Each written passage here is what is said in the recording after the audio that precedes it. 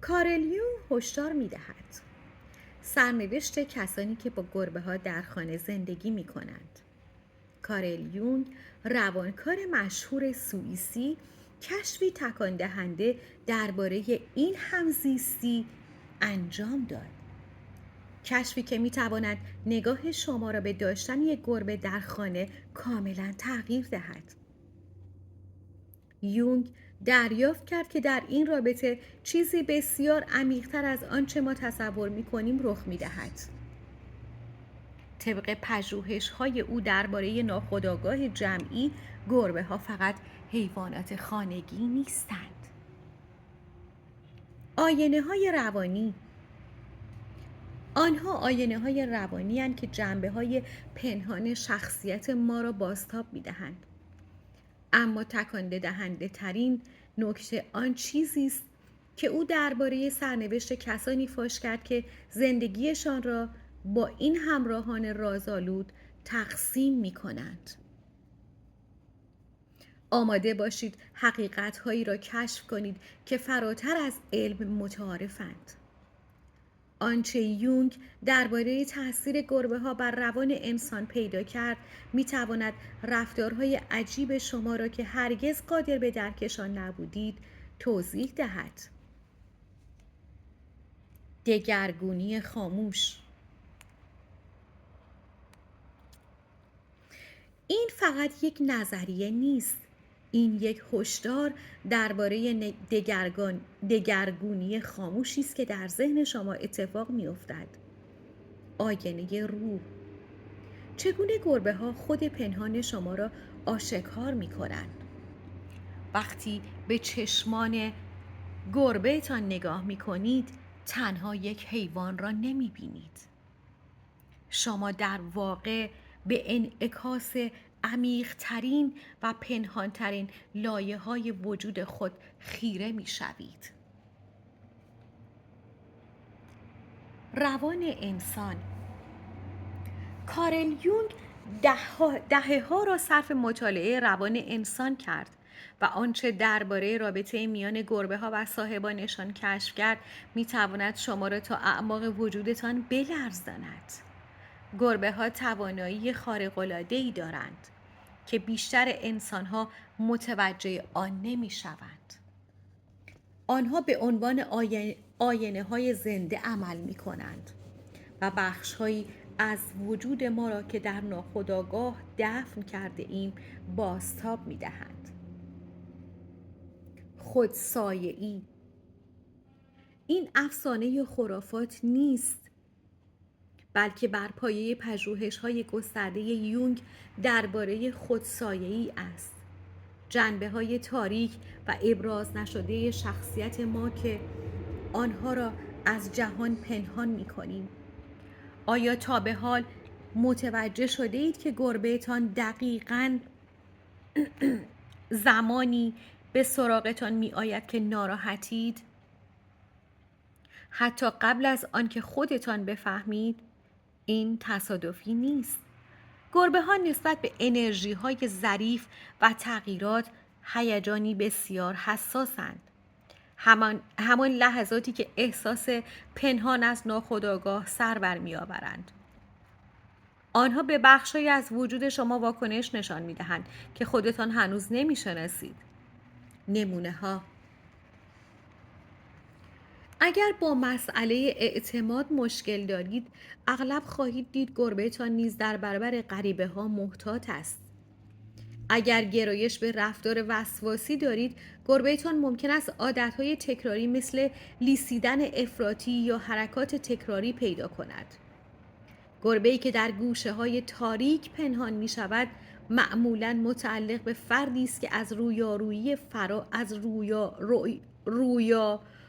فرار می‌کند و ترجیح می‌دهد در سایه بماند. گربه‌ای که مدام توجه می‌خواهد، اغلب با انسانی زندگی می‌کند که نیاز عمیقی به تأیید و دیده شدن دارد، اگر خودش انکار کند. پیوند روانی و آینده. نکته نگران کننده تر این است که گربه شما فقط بازتاب آنچه اکنون هستید نیست، بلکه آنچه در حال تبدیل شدن به آن هستید را هم نشان می دهد. برگرد، برگرد، این وری شو، این وری شو، بیا بیا بیا، بشین تا من مطالب یونگ رو بخونم. بشین دخترم. یونگ معتقد بود گربه ها قادرن تکامل آینده شخصیت صاحبشان را حس کنند. آنها رفتاری بروز می‌دهند که تغییرات روانی هنوز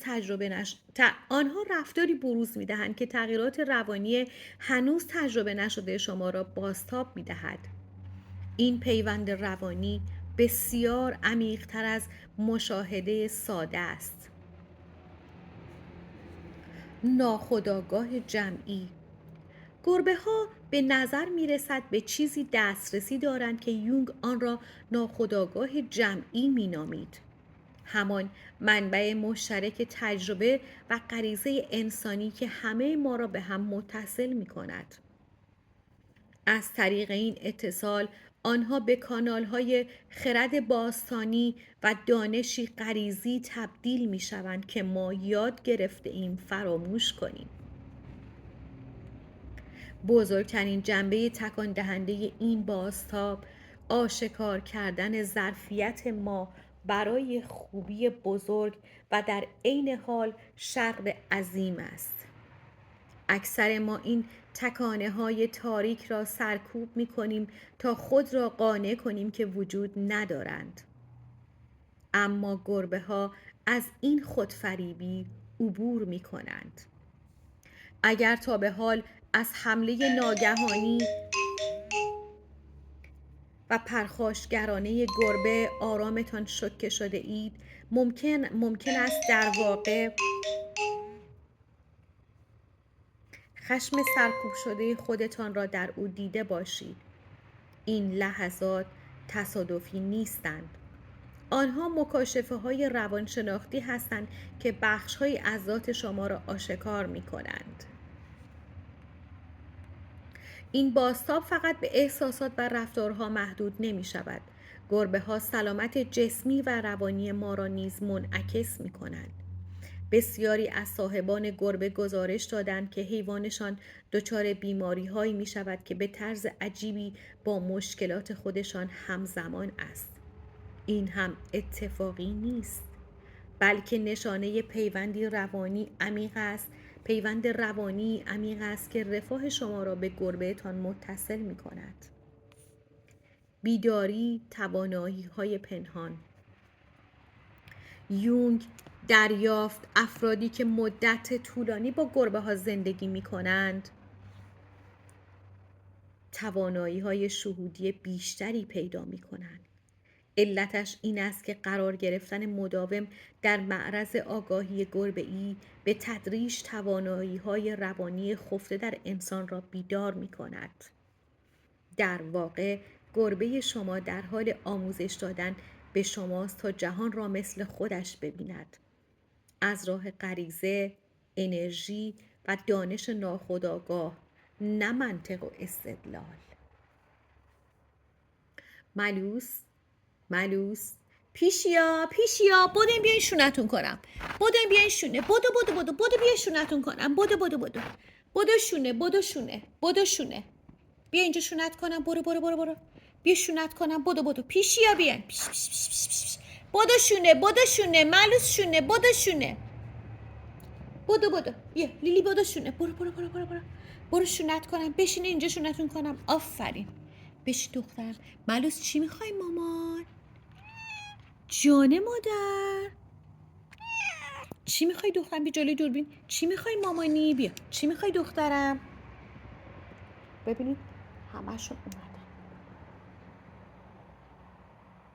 لیلی رافونه چی میخوای؟ شونت کنم؟ چی میخوای؟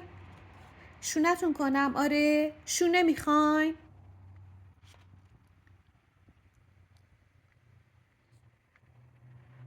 ببینمتون. بی بالا بدو. ببینمت.